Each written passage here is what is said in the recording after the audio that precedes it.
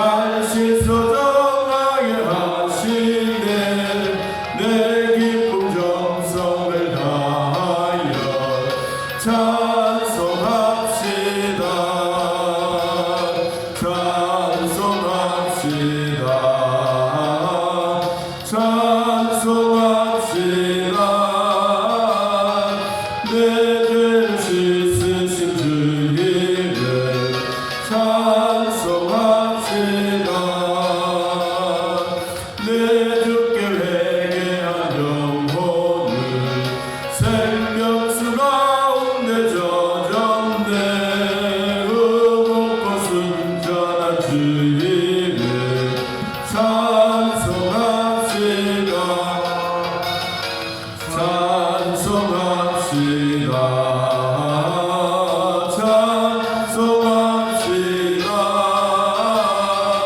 내 죄를 씻으신 주님을 찬송합시다. 아멘. 고린도전서 10장 고린도전서 10장 31절.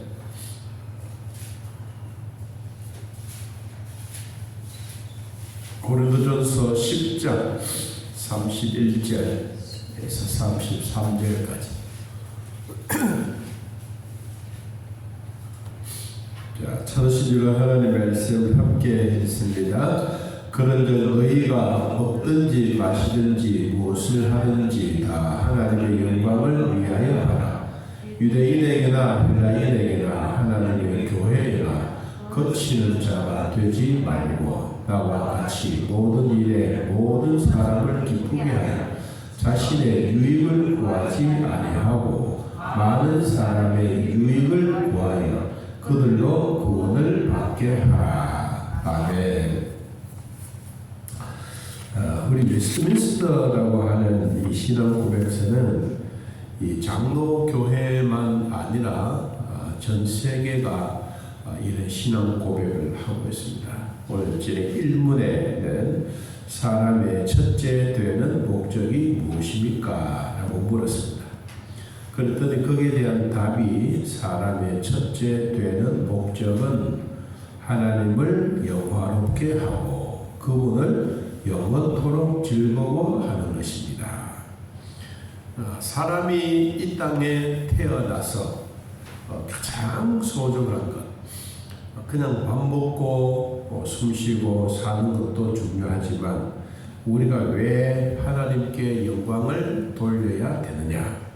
첫째는 하나님이 우리를 지어주셨기 때문에, 하나님이 우리를 지어주셨기 때문에 우리가 어떠한 일이 있더라도 하나님께 감사하는 마음, 또 영광 돌리는 마음. 이 영광 돌리는 것은 우리 그리스도인들이 우리의 삶을 지배하는 기본의 원리입니다. 사람이 물으면, 그리스도인들에게 물으면 무엇을 위하여 삽니까? 라고 물으면 예, 하나님의 영광을 위하여 삽니다. 이렇게 대답을 하죠. 그러면 이렇게 영화롭게 사는 것, 그를 즐겁게 하는 것은 성경은 무엇으로 우리에게 대답을 하느냐? 로마서 11장 36절에 주고에 있습니다. 이는 만물이 주에게서 나오고 주로 말미암고 주에게로 돌아갑니다. 그에게 영광이 세세에 있을지어다. 아멘. 만물이 주님으로부터 왔기 때문에, 또 주님으로 말미암아 돌아가기 때문에 우리 사람이 왜 하나님께로 돌아가야 되느냐? 우리 사람이 왜 천국에 가야 되느냐? 우리가 하나님으로부터 왔기 때문에, 하나님으로부터 왔기 때문에 우리의 고향으로 돌아가는, 우리의 고향으로 돌아가는 것이 최고의 좋은 것. 그래서 어른들이 자기 고향에 가서 묻히겠다라고 한 말이 바로 그런, 우리가 하나님께로부터 왔기 때문에 하나님께로 가는 것. 하나님이 우리를 지어주셨기 때문에 우리는 하나님께 영광 돌리는 당연한 것. 그리고 그것만 아니라 어떨 때 오늘 성경에 보니까 먹고 마시든지 무엇을 하든지, 먹고 마시고 무엇을 하든지 그 삶의 기본적인 원리가 하나님께 영광 돌리는 일이다. 하나님께 영광 돌리는 이것만이 아니라 또 요한계시록 4장 11절에 우리 주 하나님이여 영광과 존귀와 권능을 받으시는 것이 합당하오니 주께서 만물을 지으신지라 만물이 주의 뜻대로 있었고 또 지으심을 받았나이다. 존귀와 영광과 권능을 받으시는 것이 하나님께는 합당한데 왜 그러냐? 왜 하나님께 합당하게 했느냐? 주님이 만물을 지어주셨기 때문이다. 하나님이 우리를 지어주셨기 때문에 우리가 하나님께 영광 돌리는 것은 당연한 일이다. 합당한 일이다 라고 이야기를 합니다. 그러면 우리가 하나님께 영광 돌리는 게 도대체 뭐냐? 우리가 살아있는 동안에 기본적인 질서, 우리 사회적으로 말하면, 국가적으로 말하면 우리 사람이 기본적으로 지켜야 할 부분들을 잘 지키는 게 하나님께 영광이고 사회의 덕이 되는 거다. 우리가 길을 가다가 신호 위반을 하거나 길을 가다가 빨간 불이 켜서 아무것도 모르고 그냥 지나가면 차들이 막 난리 나지 않습니까? 막 뻥뻥거리고 막 손가락질하고 그런데 우리가 그게 바로 기본적인 질서를 지키는 거예요. 하나님의 성도들이 하나님의 교회 안에서 바르게 질서를 잘 지킵니다. 기본적인 질서는 다른 게 없습니다. 오늘 뒤에 주보에 보면 교회란 뭐냐 그랬어요. 우리가 기본적인 질서를 잘 지킬 수 있는 그 비결들을 예배 지침서에 보니까 이렇게 얘기를 하고 있습니다. 교회가 뭐냐? 교회는 몇 가지로 나누었습니다. 첫째는 공동체다. 공동체. 무슨 공동체냐? 예배 드리는 공동체다. 이 하나님께 영광 돌리고 이 지상에 있는 성도들이 기본적인 질서와 기본적인 원리를 잘 지켜 행하는 것은 교회 안에서 공동체 생활을 잘하는 거다. 여러분, 교회의 공동체는 다른 게 없습니다. 서로 교제하고 서로 사이좋게 지내면 됩니다. 국가도 권력자도 권세자도 권력이 많으면 이상한 대로 흘러가는 것. 그거는 기본적인 질서가 안 되는 겁니다. 사람도 마찬가지고 백성도 마찬가지고 뭔가 좀 돈이 많아지고 권세가 되어지게 되면 이상한 불림의 행세하려고 하는 이것이 여러분 참 무서운 겁니다. 그래서 교회란 뭐냐? 교회는 예수 그리스도의 공로로 구원받은 그리스도인들이 모여 하나님 앞에 예배하는 공동체다. 하나님께 영광 돌리는 가장 기본적인 것은 예배의 공동체가 살아서 움직입니다. 여러분, 우리가 예배 드릴 때 오늘도 하나님 우리 예배를 받으십시오. 우리의 몸과 마음과 정성을 다하여 하나님께 드리겠습니다. 이거는 나 혼자만 드리는 게 아니고 모두가 같은 마음으로 실질적으로 집에서 살고 있던 환경도 다르고 또 돈 버는 것도 다르고 직장도 다르고 생활도 다르고 다 다르지만 이 교회라고 하는 교회 안에 들어오면 예배의 공동체가 같이 움직인 거예요. 성가대는 성가대대로 열심히 찬양을 준비하고 그리고 11시가 되면 모여서 예배드려요. 또 교사는 교사로서 부장은 부장으로서 각각 처해서 있는 자리에서 최선을 다하고 그 예배드리는 그 시간에 딱 모여서 예배드리는 공동체. 이게 기본적인 질서입니다. 이 기본적인 질서가 잘 되면 될수록 교회 안에 사는 사람들은 즐거운 겁니다.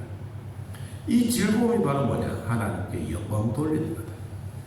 그 다음에 또 교회는 그리스도의 몸이요 성령의 역사가 있는 것이다.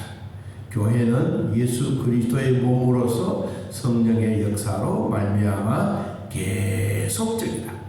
교회가 가다가 뭐 중간에 딱 스톱되는 게 아니라 공산주의자들이 교회를 핍박할 때 제일 먼저 한 게 하나님이 없다라고 부인한 하나님이 없다. 여러분 니체라고 하는 이 철학자는 말했습니다. 하나님은 죽었다 그랬어요. 하나님은 죽었다. 요사이는 하나님이 죽었다 하는 게 아니고 하나님을 죽이자. 하나님을 죽이자. 얼마나 무서운 거예요. 여러분 그러한 일들이 요사이는 철학적으로 돌아가는 것을 보면 하나님의 교회 안에는 예배드리는 것이 지속적으로 계속되어지는 것이 교회의 공동체고 교회의 공동체 안에 그리스도의 몸을 세워가고 성령의 역사가 가다가 중간에 딱 머무는 게 아니고 계속 지속적으로 가요. 하나님의 신은 죽었다라고 이야기하는 사람이 있는가 하면 공산주의자들은 성경에서 그들이 가져온 법칙이 있습니다. 공동체의 법칙이 어디서 나오느냐? 북한의 김일성이도 이 교회 다니고 성경책을 가지고 다녔기 때문에 그 공산당들이 제일 그 협력 잘할 수 있는 게 어디서 왔느냐? 교회에서. 교회 뭐냐? 성경에서 나온 말씀이다. 그 말씀이 어디냐? 여러분 사도행전 2장에 보면 이런 말씀이 있어요. 자, 사도행전 2장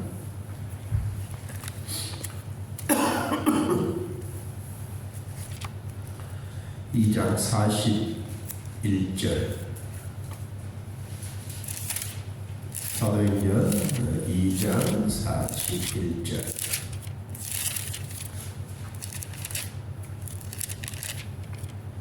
자, 같이 한번 읽어보겠습니다. 그 말을 받은 사람들은 세례를 받으매 이날에 신도의 수가 3,000이나 다하더라. 그들이 사도의 가르침을 받아 서로 교제하며 떡을 떼며 오로지 기도하기를 힘쓰더라.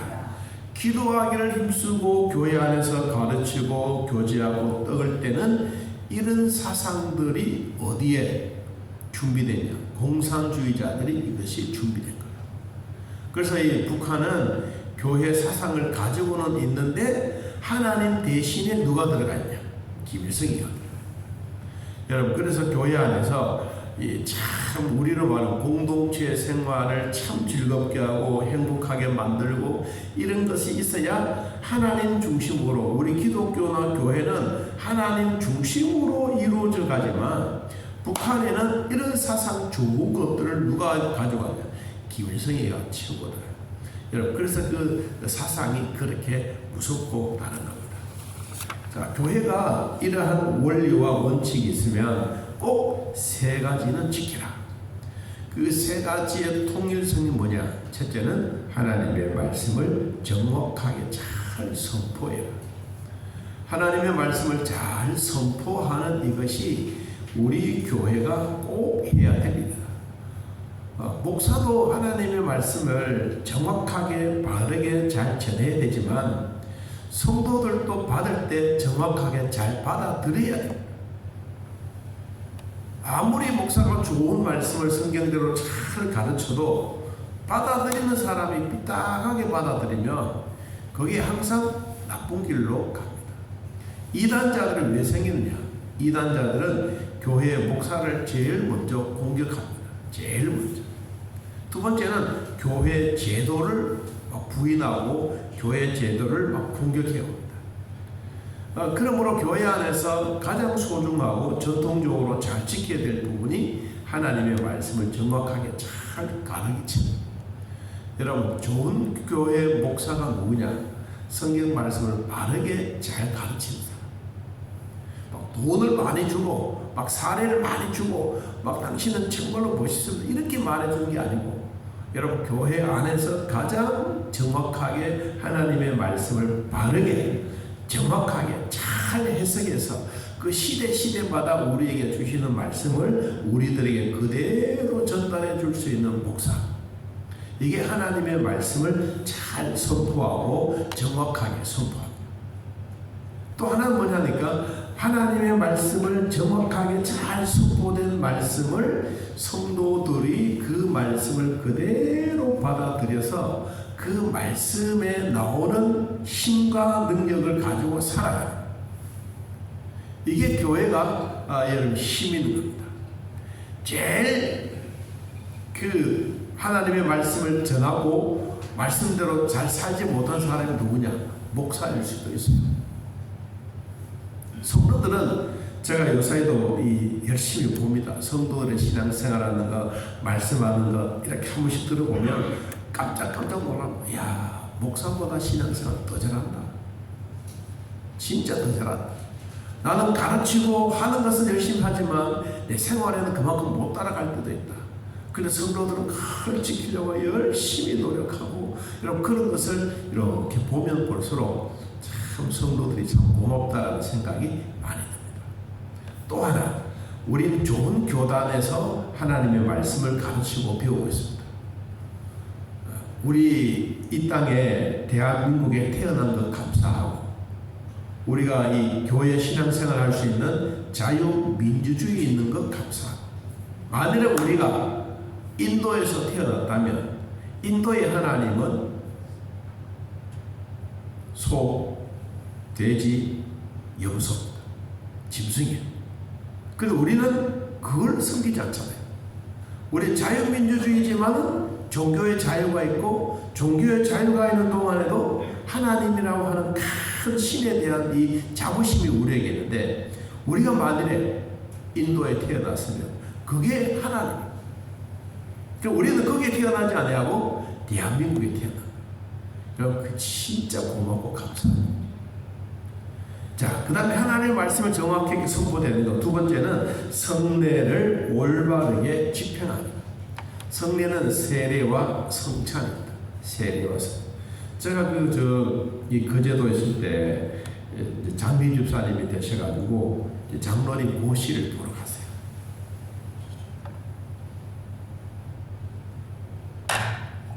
고시를 보러 갔는데 고시의 그 예배 지침서에 나오는 이 교회 정치에 대해 나오는데 성례식에 대해서 기록하세요. 이렇게 적어놨어요.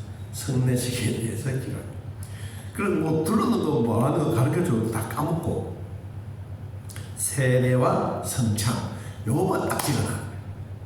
그러니까 이 시험 감독하는 목사님이 아니 세례도 성찬도 이 성례도 요거 적으면 어떻게 하나? 그래서 이제 곱하기 해버렸어. 그래서 떨어졌어. 아마 지금까지도 그분은 장립사입니다.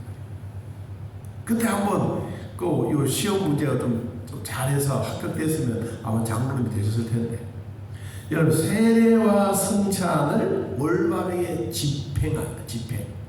이게 여러분 우리 교회 안에서 참 소중한 것 중에 두 번. 첫째는 하나님의 말씀을 올바르게 전달되는 것. 두 번째는 성례식을 잘 거행하는 것. 세 번째는 권징을 정당하게 시행하는 것. 잘잘못을 아시고 막 사람이 살아가다 보면 힘든 것도 있지만 막 이 태클 걸고 바지가랑이를 잡아잡고 이런저런 이게 아니고 윤리와 도덕뿐만 아니라 말씀에서 위배되는 이런 정당성이 있을 때 여러분 권징을 정당하게 합니다. 이렇게 해야 되는데 교회 안에는 이런 부분들이 조금씩 힘들어가고 있는 게 많습니다. 자, 교회의 정통성 세 가지가 있는데 첫째는 하나님의 말씀을 올바르게 선포됩니다. 두 번째는 성례식을 잘 집행 거행하는 것. 세 번째는 권징을 잘 이행하고 시행해 가는 것. 이 세 가지가 잘 되어지게 되면 교회는 평안해집니다. 저희 선배 목사님들이 늘 저한테 얘기해 준 게 있습니다. 교회가 무릎 잡음이 없으려면 두 가지가 잘해야 돼. 하나는 성도들의 숫자가 자꾸 많아지거나 두 번째 교회에 헌금이 많아지게 되면 절대로 이야기 안 한다. 저도 경험해 보니까 그 말이 진리더라고요. 여러분 교회 안에 성도들이 많아지면 거기에 신경 써야 되지. 여러분 그 외에 성도들의 그 말씀이나 어른들의 말씀이나 살아온 삶에 대한 그 얘기는 정말로 진리처럼 여겨졌어요.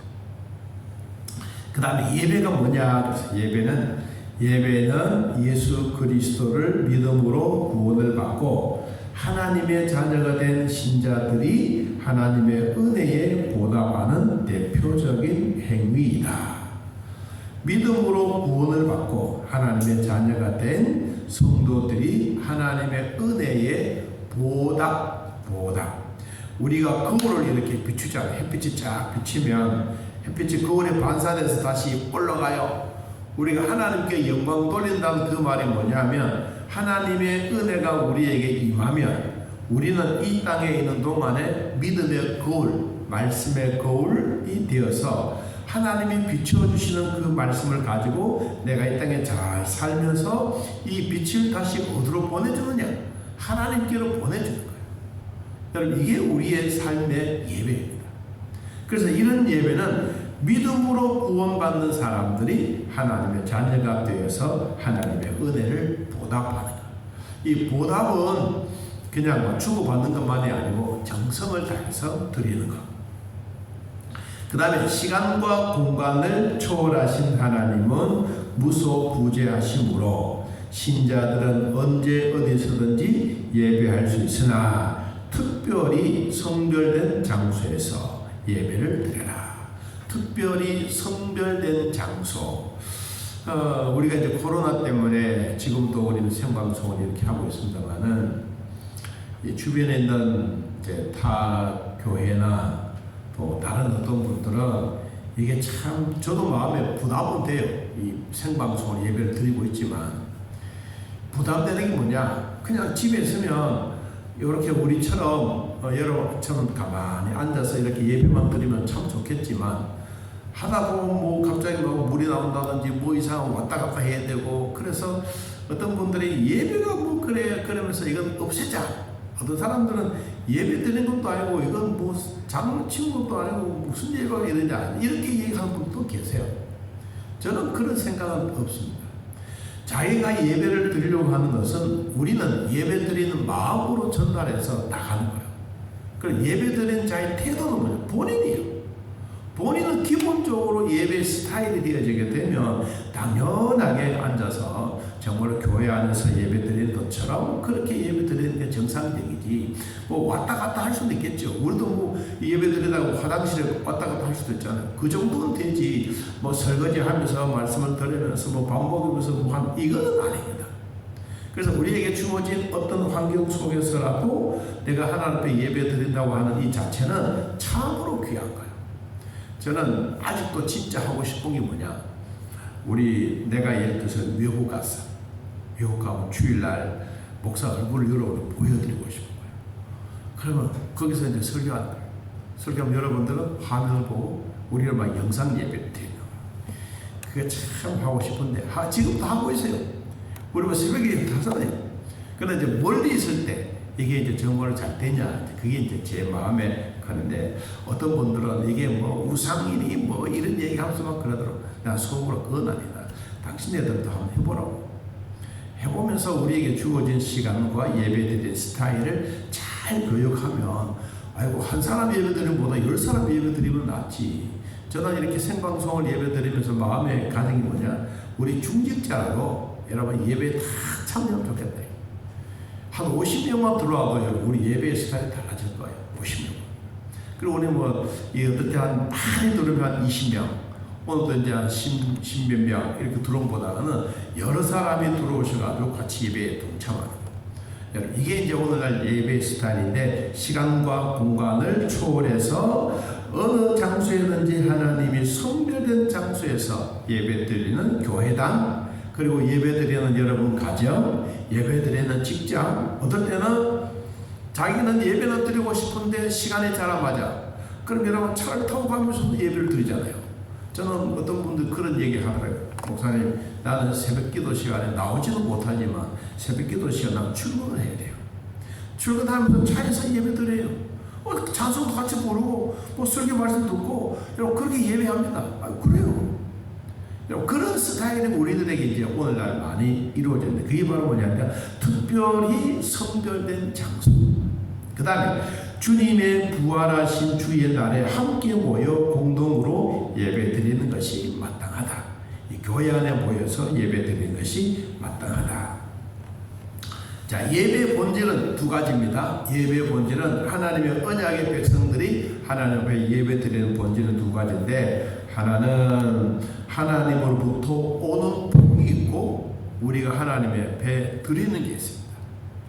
저는 처음에 설교할 때 이게 어떻게 우리가 예배 드리는 이런 모습들이 어떻게 하나님께 드리고 받느냐, 이게 참 궁금했는데, 제가 이 예배 지침서에 보니까 정답이 딱 나와 있더라고요. 정답이 뭐냐? 우리가 먼저 하나님 앞에 드리는 거예요. 뭘 드리느냐? 여러분 교회 오셔가지고 늘 찬양하잖아요. 찬양하는 거 드리고, 기도도 드리고, 우리가 드리는 거 헌금도 드려요. 뭐 그것만 아닙니다. 성도 간의 교제도 같이 나누자. 뭐 어떨 때는 음식 나누는 것도 같이 나누잖아요. 찬양을 드리고, 기도를 드리고, 예물을 드리는 거, 우리가 하나님께 드리는 거. 그래서 우리는 기도로 하나님께 드리는 거, 기도로 무릎으로 하나님께 나아가는 거. 그러니까 우리가 이렇게 나아가게 되면 하나님은 우리의 이런 것을 받으셔서 무엇으로 전달해 주시느냐? 성령에 감동된 하나님의 말씀으로 우리에게 전달해 줘요. 아, 내가 복을 받았다. 내가 너의 기도를 들었다. 내가 너의 찬송을 들었다. 내가 너의 예물을 받았다. 이런 거 다 받으시면서 하나님 우리에게 무엇으로? 하나님의 말씀으로 쫙 내려주십니다. 그럼 어떤 분들은 은혜 받은 분도 있고, 어떤 분들은 감동받은 분들도 있고 그래요. 여러분 교회에 처음으로 온다고 해서 예배 은혜 못 받는 게 아닙니다. 처음으로 오신 분들도 하나님의 말씀에 은혜를 받는 분들도 있습니다. 저는 그분을 봤어요. 지난번에도 한번 얘기했는데 정말로 자기의 인생에 살아오면서 늘 거지 같은 삶을 살았어요. 부모로부터 버림받고 뭐 고아원에 갔다가 겨우겨우 결혼을 해서 이제 조금 삶에 조금 좋으니까 보면 남편도 바로 차이였어요. 그럼 자기 인생이 늘 진짜 거지 같은 인생이 됐어요.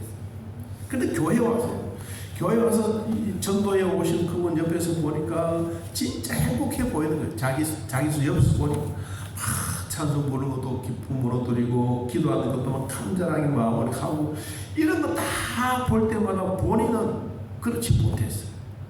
근데 이제 설교를 탁 하는데 제가 그때 이제 탕자 얘기를 그때 했어요. 탕자 얘기를 했는데 사람들은 자기가 탕자인 줄 모른다. 근데 어떤 사람은 탕자일 수도 있다. 그 사람은 어떤 사람이냐? 자기 인생의 사람이면서 늘 깡통으로 다니고 남에게 얻어먹고 이렇게만 살았는데, 오늘 아버지부터 새롭게 자기가 인생을 돌아보니, 야, 우리 아버지 집이 이렇게 좋은 집인데 내가 이렇게 탕자처럼 살아서 되겠냐? 아버지께로 돌아가야지. 이런 설교를 했는데 그분 크게 마음이 막 감동이 되네요. 뭐에? 깡통에. 빈 깡통에 감동을 받아요. 그리고 이제 세가도처럼 보여서, 목사님, 나는 진짜 빈 깡통 들고 왔습니다. 여러분 그 말을 듣는 나의 가슴이 멍한 거예요. 여러분 그분에게는 뭐예요? 자기가 살아온 삶에 대한 빈 깡통이었는데, 교회 와서 보니까 옆에 있는 친구들, 사람들 너무너무 예배드리는 그 모습이 너무 부러워요. 여러분 그때부터 예배가 뭔지 자기에게는 감동이 오고요. 여러분 이게 하나님이 우리에게 주시는 예배의 스타일입니다. 자, 우리가 하나님께 드리는 것, 우리가 마지막으로 결론인데, 늘 자주 보잖아요. 디모데 전서 4장 한번 찾아봅니다. 디모데 전서 4장.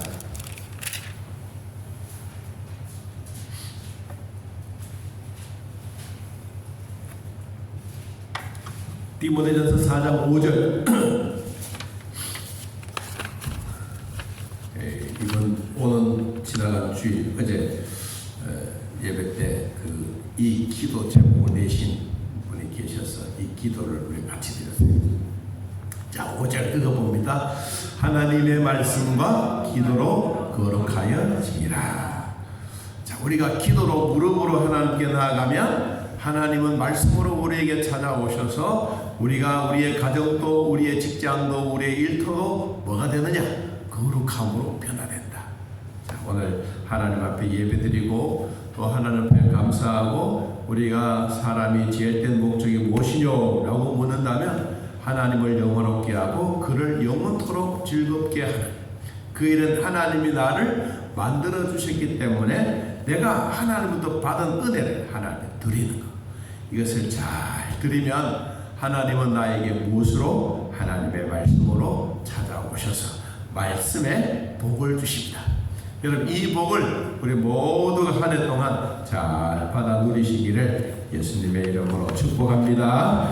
하나님 아버지, 오늘 또 우리 수요일 맞이해서 하나님 앞에 예배하고 감사합니다. 주님 은혜 주시고 복을 베풀어 주시고 주 안에 감사, 위로와 평강의 복도 함께하여 주옵소서. 오늘도 우리가 무릎으로 하나님 앞에 나아갑니다. 주여, 우리의 기도 소리를 들으시고 하나님의 말씀으로 응답하여 주셔서 오늘도 우리의 가정이, 우리의 내 자신이, 우리 교회가, 우리 사회가 거룩한 사회로, 거룩한 가정으로, 거룩한 교회로 변화되어지게 하옵소서. 아버지, 내일도 우리 특별 새벽기도 마지막 날인데 모두가 은혜 받고 하나님께 영광 돌릴 수 있도록 도와주시기를 원합니다. 오늘도 함께해 주셨던 우리 하나님 감사합니다. 또 오늘도 생각하지 못했던 눈도 하늘에서 소복소복 내렸습니다. 하나님이여, 소리 없이 내려 쌓이는 눈처럼 하나님의 복도 소리 없이 우리의 가정, 우리의 교회, 우리 개인에게 소복소복 쌓여 수많은 사람들에게 나눠주고 기쁨이 되는 은혜가 있게 하여 주옵소서. 예수님의 이름으로 축복하며 기도하옵나이다. 아멘. 하늘에 계신 우리 아버지여, 이름이 거룩히 여김을 받으시오며 나라의 마옵시며 뜻이 안에서 이루어진 것 같이 땅에서도 이루어지이다. 오늘날 우리에게 일용할 양식을 주옵시고 우리가 우리에게 죄진 자를 사하여 준 것 같이 우리 죄를 사하여 주옵시고 우리를 시험에 들게 하지 마옵시고 다음 악에서 구하옵소서. 내 나라와 권세와 영광의 아버지께 영원히 있사옵나이다. 아멘.